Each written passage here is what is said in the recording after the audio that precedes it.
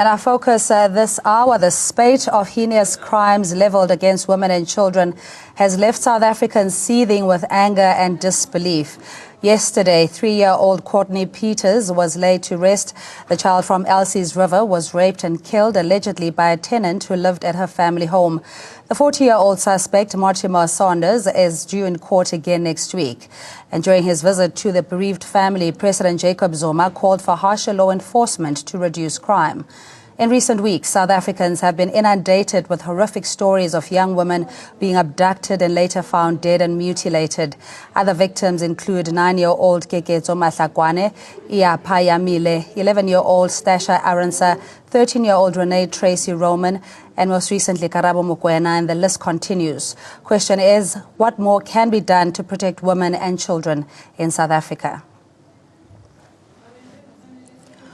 And joining us live in studio is Professor Hlengiwe Mkhize, Minister of Home Affairs. We have Lieutenant Colonel Olungelo Dlamini, the South African Police Service spokesperson, and Gauteng Commissioner Mbuyiselo Botha, Commissioner for Gender Equality. Minister, good afternoon to you, and thanks so much for joining us.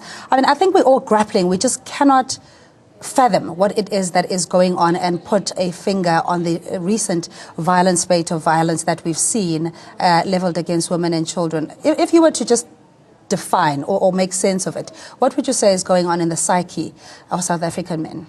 Yeah, thank you very much for having me. Good afternoon. I think we are all trapped in this mixed bag of emotions. It's anger, it's frustration, but at the same time, question what's going on. So it's a very difficult phase we are in. But I must say, I remember around Valentine's Day, I was talking to some women journalists saying, look, why don't we look at this social phenomenon of women, especially who die in the hands of their lovers? Basically, we should, maybe let's pick up from what the president said recently, that we need to look at our criminal justice system. There is something fundamentally different in our context than what you see in other parts of the world. The crime of rape, murder are serious crimes. And being serious is matched with levels of punishment. Sentencing is a big issue in this one. So I don't want us to lose that aspect and start looking at dynamics like the role of fathers, how mothers must care, how you must protect children.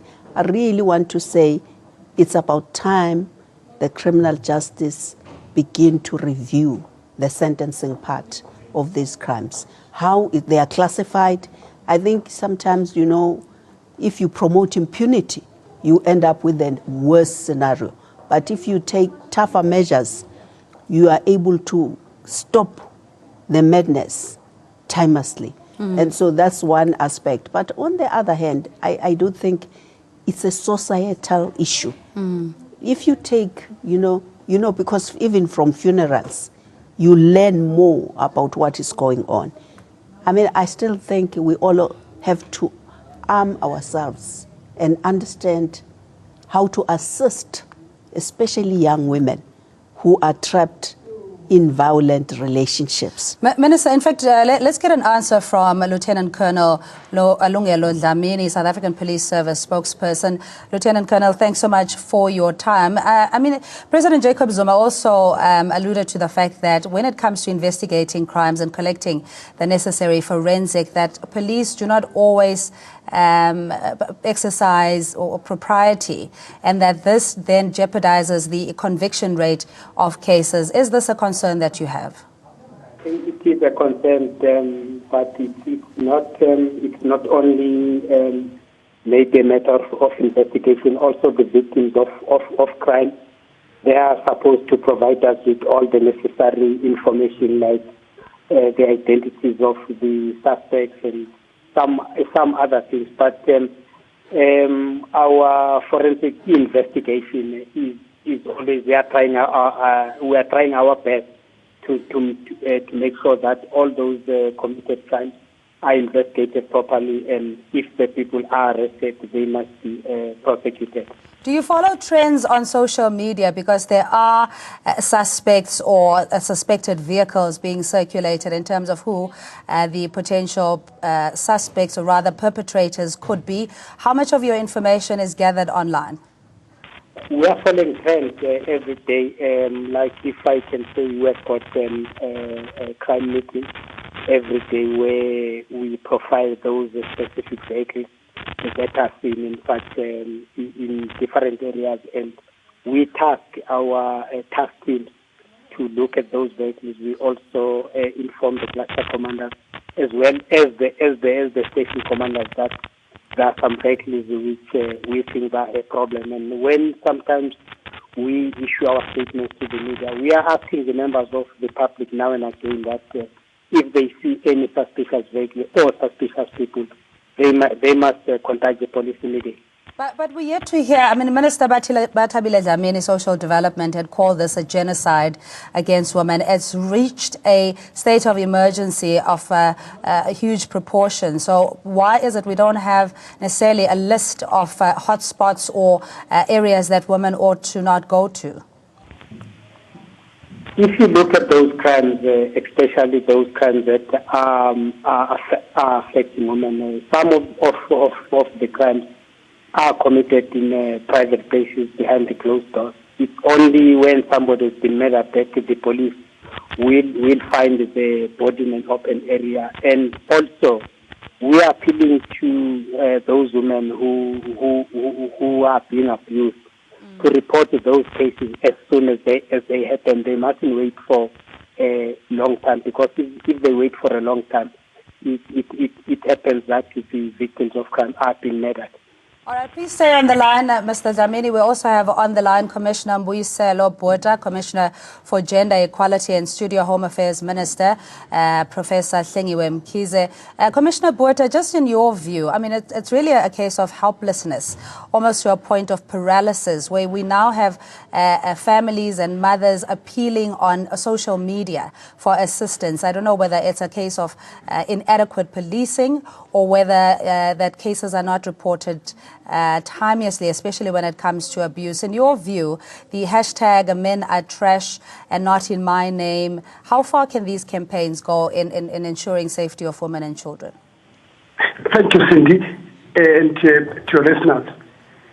Cindy, there's a problem that all of us need to acknowledge, that the hashtag men are trash, it is in fact, Cindy, a deep cry, as you rightly characterize it.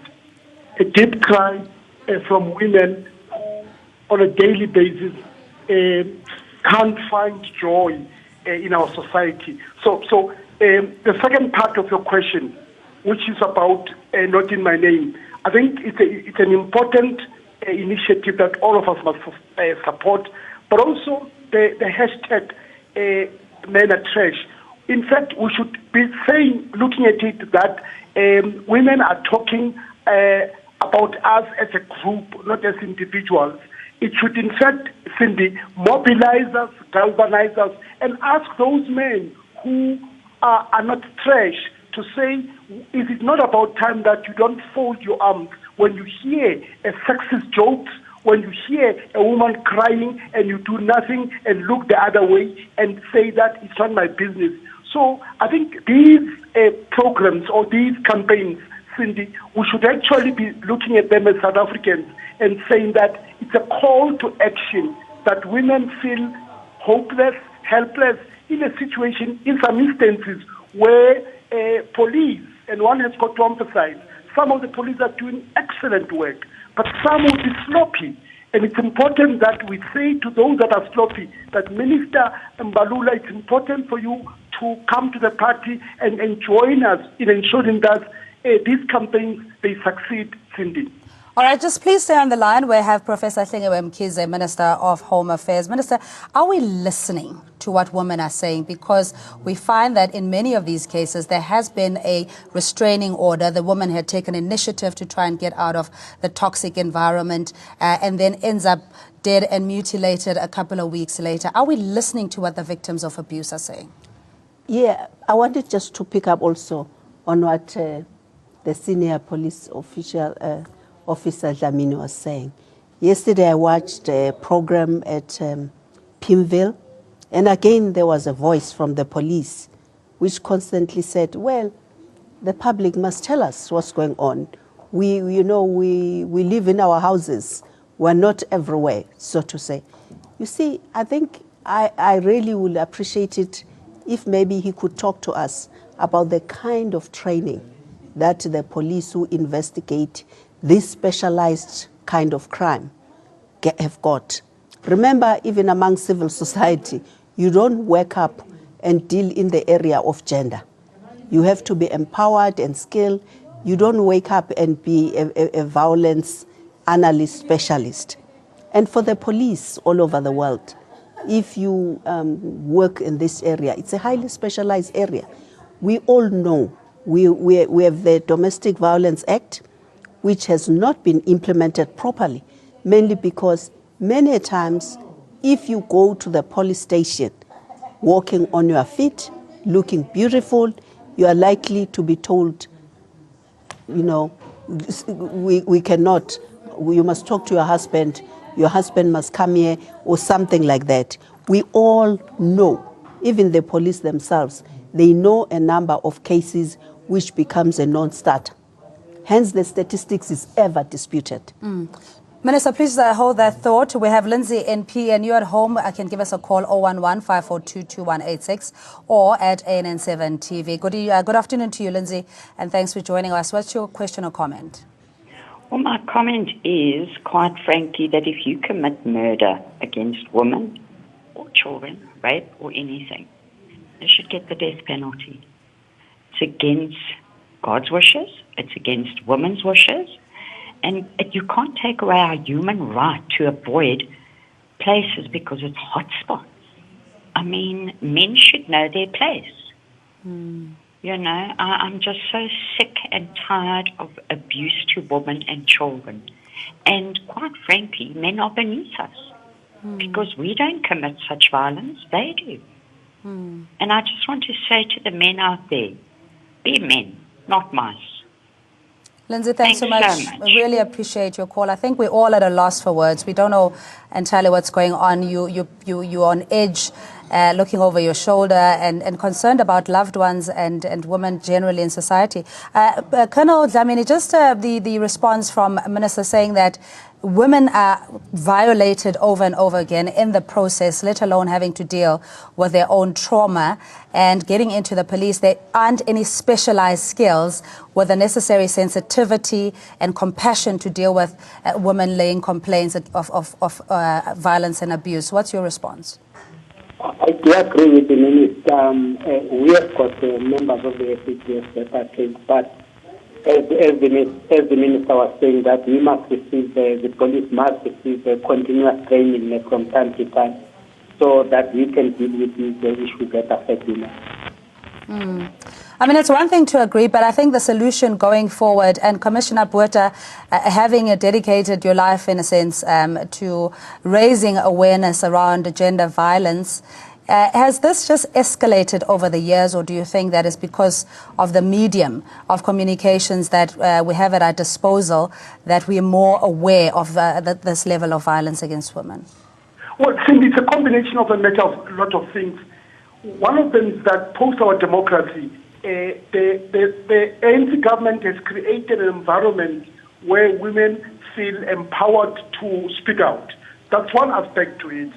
But secondly, there's also a general awareness by the media as to how they've been reporting these matters, and women have felt emboldened in reporting these crimes. And I just also want to agree with Minister Professor Mkhize that the police, with the Domestic Violence Act, you have instances where, like Karabo, we read that she was advised that, you must go back home and sort it out. There are instances where cultural issues come in, Cindy, where a family will be told that do not speak out on this matter. This would in fact bring the family's name into disrepute. So let's rather sort it out within the family. And there are instances, and I hope that the Colonel will agree, that there are instances where women have died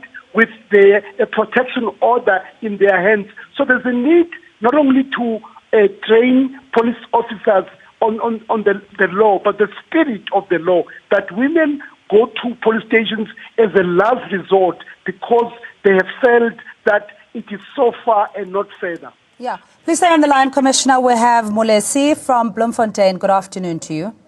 Good afternoon, ma'am. How are you? I'm good. How are you? I'm good, thank you. What's your comment or question? No, I want those centers to be there because of now it seems like a fashion in us men to kill women. I don't know if this is something that society in general would agree on, but Mulesi, thanks so much. I think this goes back to what more can we do? I mean, Commissioner Botha was talking about the patriarchy that says, you know, lenyalo that's not pap and flay. So whatever happens in those kind of environments, you as the woman, you're encouraged to essentially see it through and have the necessary endurance. You think patriarchy also plays a role?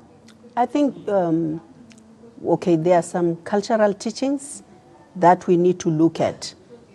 But I would prefer to avoid those because in the past, they were not deadly. People were not killed because a woman is expected to do more in the house. We are talking about the kind of violence that has led to too many deaths. The question is, why are, I mustn't say why, but what I hear from the callers, people are extremely angry. When they call for a death penalty, they are saying enough is enough. We cannot take it anymore. That's why my starting point was that we have to look at our criminal justice system. Is there something we are doing or we're not doing which is promoting this sense of entitlement, of feeling that you can deprive other people their freedom and their rights?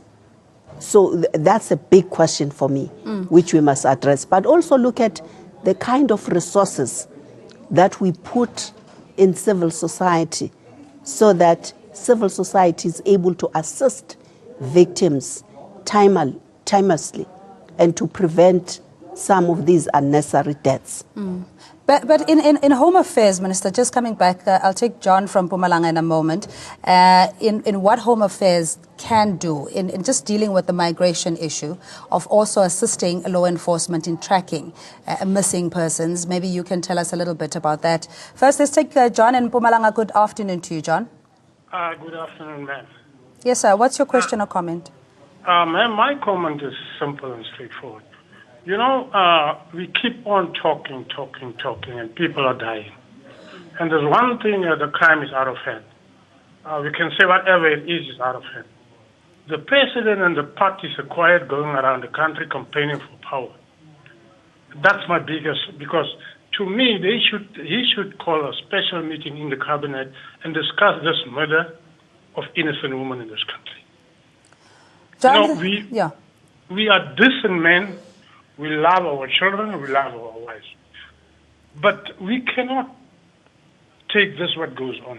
Yeah, John, and yes, thanks so much for your call. I tend to agree with you that there isn't a collective, conscious, concerted effort in dealing with the problem. We seem to be pulling at different ends of the spectrum, including what we saw with the South African church councils. Everything has become so polarized and politicized that we're missing the very point that bodies are piling up. Minister, just your response. Yeah, I think we should avoid the stop and go. We are all aware of this culture, of this violence. But for some reasons, we sometimes act as though it's going to disappear on its own. And that's where the risk is. And again, if the worst has happened, then we come together and we start talking about it. And I think it's so serious that we need to do more in terms of dealing with this. Put it at a highest level. For some of us who in government, as you are saying, we are all asking ourselves as to what's my responsibility. but of course not as an individual, as part of the collective. During our own budget vote in Home Affairs, we looked at the immigration policy, and there are interventions that are earmarked towards protecting children and women, so that with the movements of bodies, you are able to track whether this child is with the right person. We are looking at special projects, looking at abductions. Yeah, Lieutenant Colonel, but I mean, just in terms of your resources and expertise and turnaround times, when, in that unfortunate or tragic event, your child goes missing and you go to social media, over and above that, what is the police's capacity to react within reasonable time to intervene? We do everything possible to trace the missing person. The only problem that we normally have is that those missing people, they are reported late. And then when they are reported late, you find that also it's too late for the police. And then the next day, you find that maybe especially the children, you find that they are already murdered. But if the members of the community, immediately if they notice that somebody is missing, they must come to the police and report that. We'll put all our resources to trace that particular person. All right, we take a caller, Russell, in the Northern Cape. Good afternoon to you. Good afternoon. I'm watching the program, and, woman abuse is a terrible thing. But what about men abuse? Yeah, but in terms of the proportion of men that die at the hands of an intimate partner, Russell, and I get your point. Yes, men and boys are affected, but what we're facing now is clearly misogyny. I understand that. Yes. So no, we'll bring that up as well. But I think as a man yourself, in your corner, your space, you can influence bad behavior, or rather anti-woman behavior, if you will. But I appreciate it. Thanks. Totally. I'm totally with you on that one. But what I do say is that that men abuse is a thing that they don't actually address. All right, I'm going to ask, sorry, Russell, we're fresh out of time, but I get the gist of your point. And Commissioner Botha, maybe coming in there, is there justice in the debate or in the public discourse when we talk about femicide and brutal mutilation thereof and the heinous nature of the crimes, and wanting to psychoanalyze what the victim possibly could have, or rather perpetrator may have endured as a child that has led to their behavior in adulthood? Should we be talking about that in the same breath, or should we rather be dealing with the crime and deal, and punish that adequately? Cindy, let me agree with you fully that I think Russell, he may be raising an important thing, but I think it's inappropriate, because then what it seeks to do is somehow at a subliminal level, we're giving a justification to rationalize. He may be saying something that he's not saying, which is that, and I think that is not correct. That is not helping the cause. Simply because he could be saying, like, there are men who say, look, it's not only women who are abused, it's also a men. I think that what that does is it creates a scenario of them and us. And I think, Cindy, we don't need as South Africans them and us, because we know statistics bear this out, which are scientific, which is that it is women who carried a disproportionate burden of being abused, violated, killed, raped every day. So I don't think that it is helping our cause as a country to bring in a notion of men abuse. When we discuss violence against women, we must condemn such a thinking, because simply what it does, it takes back the gains that this country has made in fighting patriarchy and its toxic attendant consequences. But I think it's also important, Cindy, lastly, to say to you and the viewers that we must continue to work with men and boys, because women don't rape themselves. Women don't kill themselves. Women don't violate themselves. It is Russell and I who, by acts of omission or commission, who violate women. And when we are bystanders, what we seek to do, we are encouraging these actions to go on and on. So focusing on the boy child, It is critical, Cindy, how he was raised, what is happening presently in his own life, how, because the majority of us... We all can self-introspect. I appreciate that, Commissioner, and do our bit in society. We do have to take our last caller, Nandi, in Durban, and then we'll wrap it up in studio. Good afternoon to you, Nandi. Hi, how are you? I'm good, how are you? I'm okay. I would just like to share a comment in that the Department of Social Development, the way the things are at this particular point in this country, needs to ensure that they boost up the number of social workers, because there is a need for specialized services in terms of dealing with children at a young age, grooming them, teaching them on how to lead lives. You know, they are respectful of women, respectful of themselves, respectful of everyone in the community. I think there's a need for more social workers to be employed in by the Department of Social Development. There are social workers currently who have not been employed since 2014. 2016, they did not get employed, 2016 and 2017. So the Department of Social Development needs to step up, conduct much more group work, conduct much more community work to change the way that society has been socializing men and boys. Nandi, we really appreciate as well as females. Yeah, really appreciate your call. Thanks so much. We'll wrap it up, Minister. Just going forward, as also a material stakeholder in Parliament, the issues that were raised, I don't know if there will be a referendum or even a white paper discussion on the death penalty, or, you know, what do we mean by saying harsher law enforcement or harsher laws, as if we don't have enough in dealing with issues of violence? I think based on the fact that already the president has visited a family and elevated an issue, it's up to us then to really come up with specialized studies which are trying to unpack where are gaps in terms of our criminal justice system. But with regard to your concern as to whether people who commit these crimes are victims of their own childhood experiences as well, we know of many who say, my father was an alcoholic, my father used to beat my mother, and I will treat my family in a special way. We should really not allow our difficult past to define who we are. We do believe there are ample opportunities for people to deal with their pain and to do things differently as against what they hated the most in their own families. But I still want us to really look further on this issue, especially with the kind of support that we can expect from the police. All right, we're going to leave it there. Professor Hlengiwe Mkhize, Minister of Home Affairs. And you at home, thanks indeed for calling us. These, rather, you can watch A Woman in Focus bi-monthly. So it's every second Sunday from 3 p.m. until 3:30. Make a point to join us then. And we're also joined on the line by Lieutenant Colonel Lungelo Dlamini, South African Police Service spokesperson, and Gauteng Commissioner Mbuyiselo Botha, Commission for Gender Equality. We take a quick ad break. We'll see you.